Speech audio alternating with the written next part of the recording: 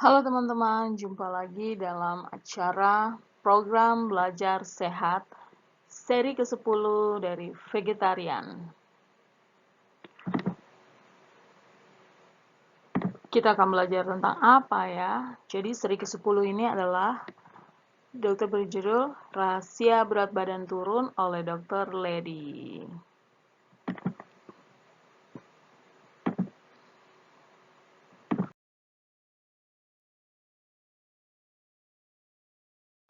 Jadi sebagai pendahuluan, seperti janji dokter ya, dokter akan memberikan foto dokter. Dari kiri ke kanan ini itu adalah dari berat badan 98 kg menjadi 80 kg dan menjadi 65 kg.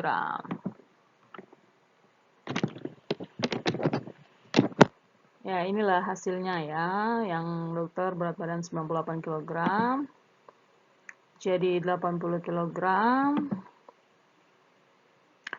dan ini menjadi 65 kg. Dengan vegetarian ya, ini tanpa olahraga, jadi ini vegetarian saja.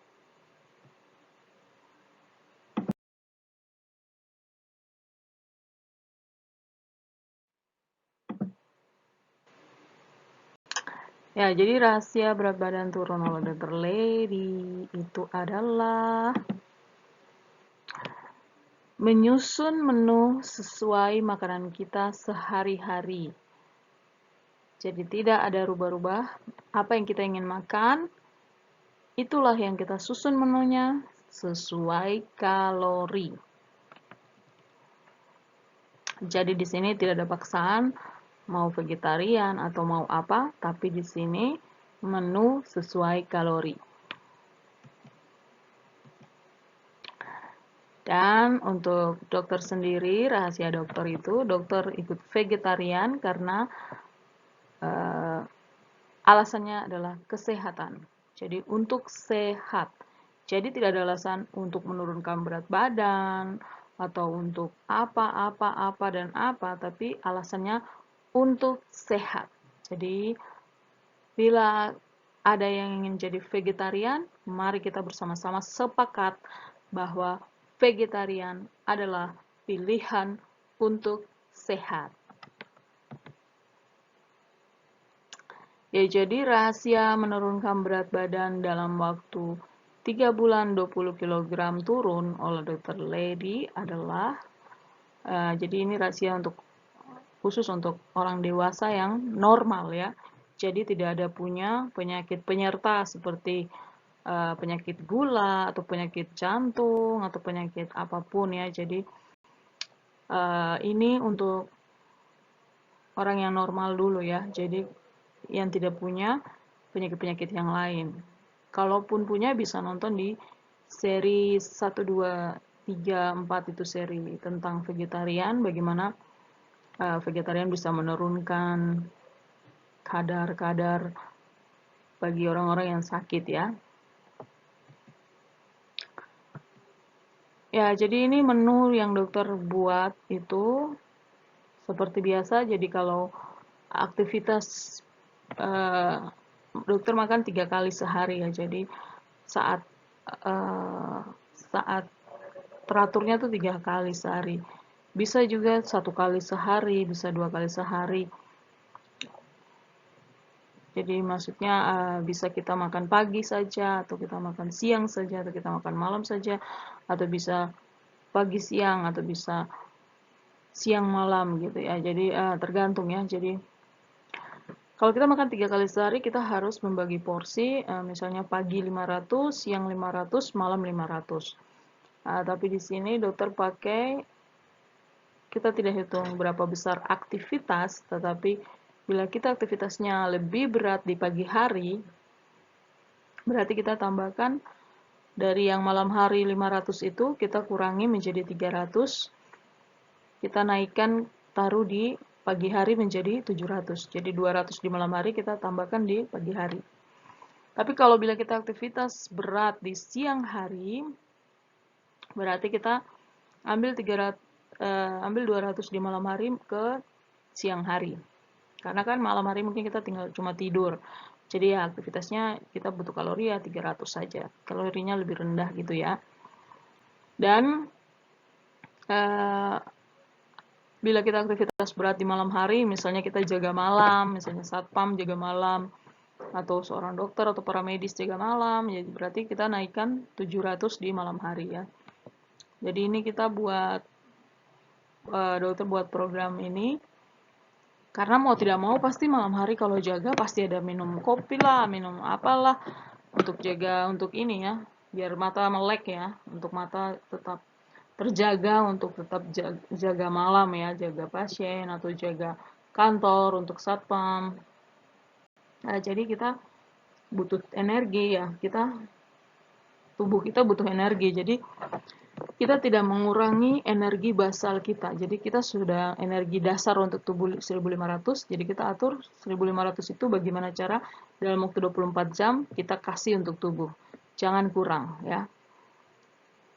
Terus bagaimana sampai berat badan bisa turun ya? Kan kita ada aktivitas-aktivitas lain seperti pakai baju, mandi dan segala macam itu membutuhkan kalori loh. Jadi itu kita akan kalikan 30% atau kita akan ditambahkan berapa persen kalori lagi, tapi itu dokter abaikan.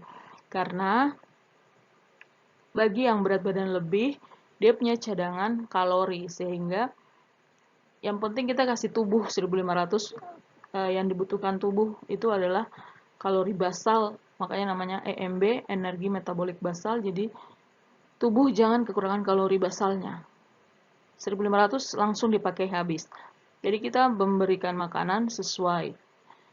Masalah kelebihan atau butuh energi lagi nanti itu yang dibakar lemak kita ya. Jadi sehingga berat badan yang lebih itu bisa jadi turun. Begitu ya. Jadi ilmu-ilmu fisiologis, patofisiologisnya kayak begitulah ya. Bisa dijelaskan dalam bentuk seperti itu ya.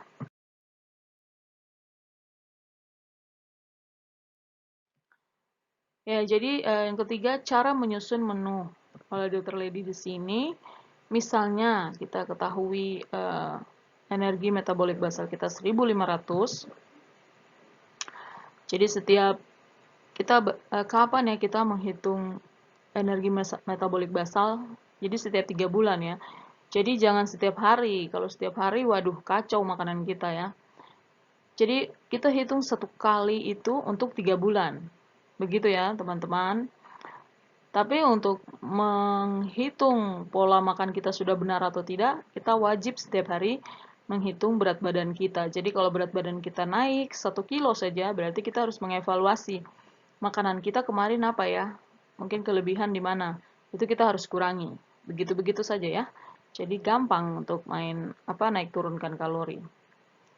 Tapi kita tidak boleh mengurangi energi metabolik basal 1500 ini, karena ini sangat dibutuhkan oleh tubuh.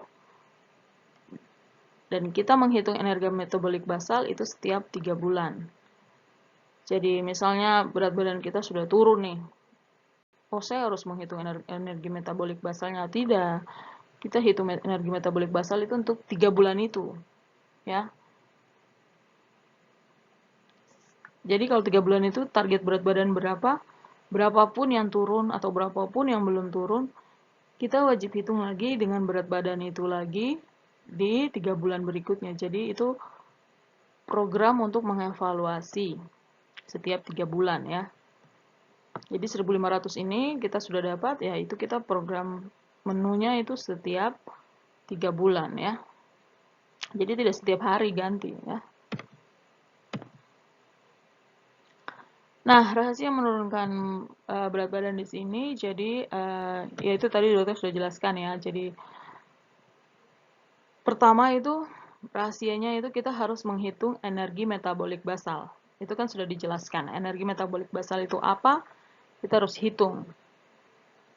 Setelah kita hitung dan kita tahu, kita simpan itu, kita harus laksanakan menyusun menunya untuk 3 bulan dalam energi metabolik basal itu. Jadi misalnya kita sudah dapat energi metabolik basal 1500, itu kita gunakan 1500 itu dalam waktu 3 bulan. Nah, nanti kita evaluasi di setiap 3 bulan. Kita hitung ulang energi metabolik basal itu setiap 3 bulan. Yang kedua, kita tidak menghitung energi aktivitas. Jadi kita tidak menambah energi aktivitas. Misalnya aktivitas ringan, jadi kita tambah berapa persen lagi. Kalau aktivitas ringan atau berat kita tambah 30% lagi atau apa, tidak. Jadi kita abaikan ya. Karena aktivitas-aktivitas yang kita lakukan itu kita tidak menambah. Karena kalau kita menambah ya kapan berat badannya turun. Jadi kita tidak menambah kalori untuk itu. Nah, aktivitas itu akan mengambil kalori dari cadangan lemak kita atau cadangan berat badan kita itu ya. Jadi kita kan harusnya berat badannya 50, tapi berat badan sekarang 70. Nah, itu aktivitas-aktivitas yang kita lakukan itu tubuh akan mengambilnya dari kelebihan beratnya, kelebihan energi itu. Sedangkan sehari-hari kita tidak boleh mengurangi energi metabolik basal untuk tubuh bekerja. Karena bila tubuh kekurangan energi akan terjadi penyakit-penyakit penyerta lainnya. Jadi wajib hitung kalori energi metabolik basal. Jika Anda tidak menghitung energi metabolik basal, itu sangat berbahaya ya. Jadi tubuh akan merana, mencari energi di mana. Tidak bisa kan, kalau mau ambil dari cadangan, itu akan membuat masalah ya. Jadi akan ada masalah-masalah metabolik lagi. Jadi kita wajib menghitung energi metabolik basal yang harus hari itu juga dipakai oleh tubuh habis-habis gitu ya. Ya, mungkin itu. Terus rahasia ketiganya itu ya kita harus menyusun menu kalori. Jadi kita harus belajar menyusun menu kalori memang. Kita berikan porsi yang banyak. Kalau rahasia dokter berikan porsi yang banyak pada aktivitas berat. Jadi dokter sudah tahu nih 1500. Dokter buat pagi 500 kalori, siang 500 kalori, malam 500 kalori. Itu pada aktivitas biasa saja. Tapi misalnya ada aktivitas berat, jaga malam di malam hari, dokter ambil 200 kalori yang dari pagi, dokter bawa ke 700, tambahkan ke yang malam hari. Yang tadi dokter sudah jelaskan di sebelumnya ya. Jadi kayak begitu saja ya. Intinya kita makan sehari-hari sesuai energi metabolik basal dan tidak menguranginya. Itu dievaluasi setiap 3 bulan. Evaluasinya tuh seperti apa? Kita mengukur berat badan lagi dan menghitung ulang lagi kalori kita setiap 3 bulan. Begitu ya. Jadi supaya tubuh tidak stres dan buat penyakit-penyakit penyerta metabolik lain ya. Kalau dokter sendiri menyusun menu itu sesuai keinginan alasan dokter sendiri untuk alasan kesehatan. Itu dokter menunya vegetarian. Tapi di seri ke-8 dari vegetarian itu ada daftar bahan makanan penukar. Di situ bukan hanya sayur-sayur mayur saja, di situ ada daging-daging, daging ayam, daging kerbau, segala macam daging dengan jumlahnya potongan sedang, kecil, berat, dan di situ ada kalorinya. Jadi bisa untuk yang bukan vegetarian juga bisa menyusun menu kalori, berapa banyak daging yang harus dimakan, jumlahnya sesuai kalori EMB, energi metabolik basal tubuh, itu bisa digunakan dari daftar bahan makanan penukar itu pada seri ke-8 dari vegetarian. Mungkin nanti bisa dinonton ya. Jadi itu sangat bagus ya. Jadi untuk menjadi seorang vegetarian itu bukan paksaan ya. Jadi itu pilihan. Dan hidup sehat itu bukan paksaan juga, itu pilihan ya. Jadi semua ini tidak ada yang memaksa ya. Jadi itu semua adalah pilihan.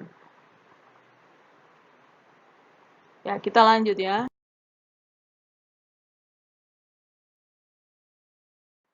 Nah, yang keempat adalah menunya harus vegetarian. Nah, itu menunya kalau yang ingin berat badan turun ya. Jadi dokter sarankan ya menunya harus vegetarian untuk awal ya.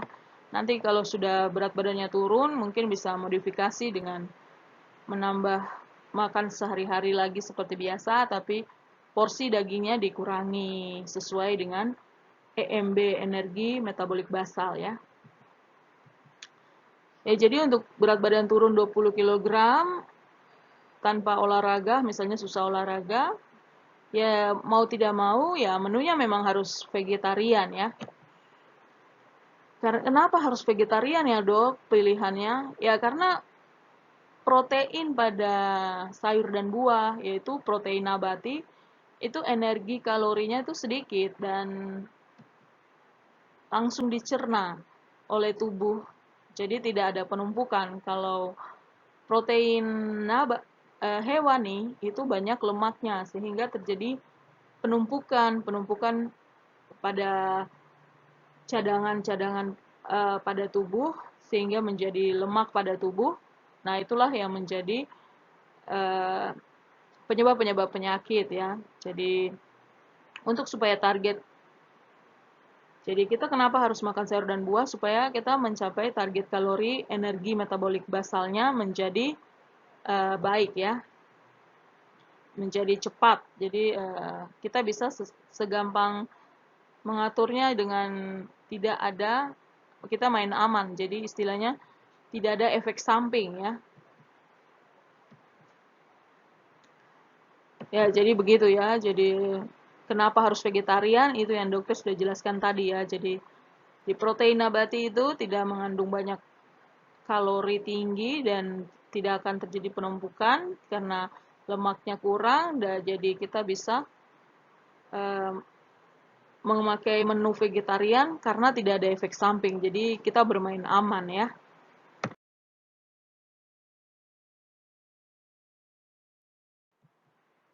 Yang kelima, kita akan bahas tentang kekurangan vegetarian. Jadi ada yang bilang kalau vegetarian buat berat badan turun, maka akan terjadi masalah-masalah kesehatan seperti anemia. Ya, jadi dokter mau jelaskan, kalau kita makan banyak sayur dan buah, kita tidak mungkin anemia atau kekurangan darah. Karena sayur dan buah itu banyak vitaminnya, vitamin penambah darah, yaitu vitamin B12 dan lain-lain ya. Jadi tidak mungkin kita anemia atau kekurangan darah. Bila ada orang yang anemia atau kekurangan darah, itu karena masalah kesehatan yang lain, dia punya penyakit yang lain, sehingga kita tidak bisa pakai patokan seorang vegetarian pasti anemia atau kekurangan darah. Itu salah besar ya, tidak bisa diterima. Dan yang kedua, kekurangan dari vegetarian, banyak yang bilang kalau orang vegetarian tensinya akan rendah. Ya memang vegetarian menurunkan tensi, tapi tidak menjadi hipotensi atau kekurangan tensinya, tapi membuat tensi menjadi normal.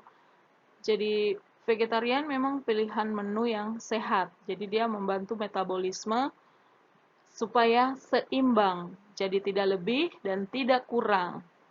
Begitu ya teman-teman. Dan ada yang bilang juga kalau vegetarian gula darah akan rendah. Itu juga salah. Jadi di vegetarian sayur dan buah itu juga ada gulanya dan gulanya itu langsung dicerna, dipakai untuk aktivitas satu hari itu. Jadi langsung habis. Jadi tidak buat gula darah rendah. Bila itu ada, itu karena ada penyakit-penyakit yang lain. Jadi bukan karena vegetarian. Begitu ya teman-teman. Dan juga ada yang bilang vegetarian itu buat kolesterol rendah. Nah, itu juga salah. Jadi vegetarian tidak buat kolesterol rendah, tapi dia buat seimbang menjadi normal. Jadi ada yang bilang seperti itu juga tidak bisa diterima. Itu sangat salah ya. Jadi kekurangan vegetarian tidak terbukti ya teman-teman dari penjelasan dokter. Jadi vegetarian, pilihan vegetarian adalah memang pilihan sehat. Pilihan sehat 100%. Jadi kalau Anda tidak percaya, bisa nonton seri pertama, kedua, ketiga, sampai seri ke-10 dari vegetarian oleh Dr. Lady. Itu Anda akan bisa menerima bahwa wah, memang vegetarian itu adalah pilihan sehat 100%. Dan ini juga terbukti karena WHO sendiri, Badan Dunia Kesehatan sendiri mengatakan bahwa orang dengan vegetarian itu mempunyai angka harapan hidup yang tinggi, yaitu 90 sampai 100 tahun. Karena terbukti bahwa orang-orang yang vegetarian seperti seorang biksu, mohon maaf ya, seorang biksu, seorang yang vegetarian itu umurnya memang panjang sekali ya. Jadi itu sudah terbukti, WHO Badan Dunia mengakui itu ya, teman-teman. Jadi mungkin sampai di sini penjelasan dokter untuk masalah kekurangan vegetarian itu sangat tidak terbukti. Ya, jadi memang vegetarian itu adalah pilihan sehat dan menu sehat untuk mencegah penyakit-penyakit pada pembuluh darah, terutama penyakit yang berbahaya seperti hipertensi, gula darah, diabetes mellitus, dan kolesterol yaitu dislipidemi, dan faktor-faktor risiko tensi, gula darah, diabetes mellitus, dan dislipidemi ini adalah faktor-faktor risiko untuk terjadinya penyakit serangan jantung ya. Jadi pilihan vegetarian ini adalah pilihan yang sehat 100%. Oke, teman-teman, terima kasih. Semoga sangat bermanfaat ya untuk kita semua.